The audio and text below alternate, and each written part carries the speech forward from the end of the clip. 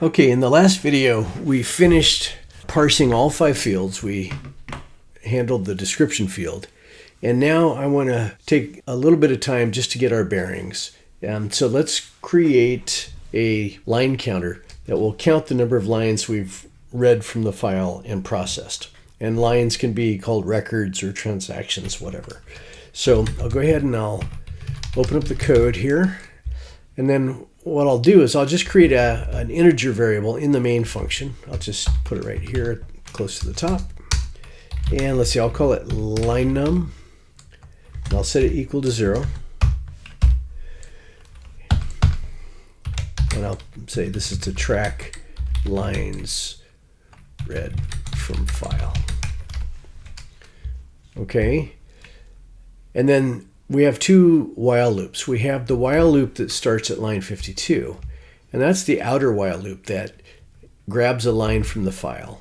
And then the inner while loop is the one that, after we've grabbed the line, this inner loop at 57 is going to parse the different fields out. So it makes sense that right here we would increment line num, because every time we get a line, the very first thing we do then is increment the line number. And we'll use this for display purposes.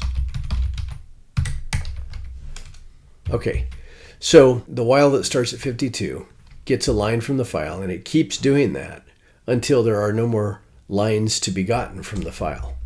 And so that ends right here. And sometimes when I have a large while loop and I haven't really decomposed it into smaller functions yet, I'll add a comment here and I'll say this is the while f get string, and I'll say end of. Yeah, let me say end of that loop. And I'll say something like end of reading lines from file. Okay, that way I don't get all confused with all these different curly braces. So this curly brace at 105, this is the inner while loop, the one that is parsing the line in the buffer and pulling out the 5 fields. So that's the while PCH. So I'll go ahead and just add a little note here and I'll say while PCH. I did it again. I forgot to say end of. End of while PCH.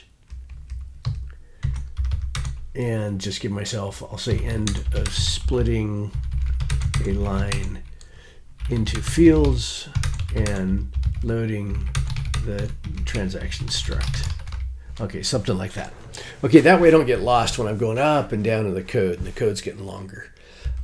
This is the end of the switch statement. You don't have to do this for every curly brace, but if it makes you, feel better, then that works. That way you can keep your bearings. Okay, so now theoretically we're counting every line, and we're not going to break out of the loop at 107. We're going to just keep going round and round and round until we run out of lines from the file. Then when we run out of lines, we'll drop here and close the file that we're reading from. And this seems like the most logical place to report how many lines we processed, or records. So I'll say records processed, because that's business speak. Okay, and then I'll say line num, and let's see if this works for us. Okay, that worked. Let's see what we get. And sure enough, now at the end, it says 213 records processed. But is that right? So I'll use the Linux word count command. -L says just report the number of lines in the file. And I'll feed it the Wells Fargo data CSV file, and sure enough, there's our 213 lines. And wfdata.csv, and that's our original file that's not broken up. We just have a bunch of text.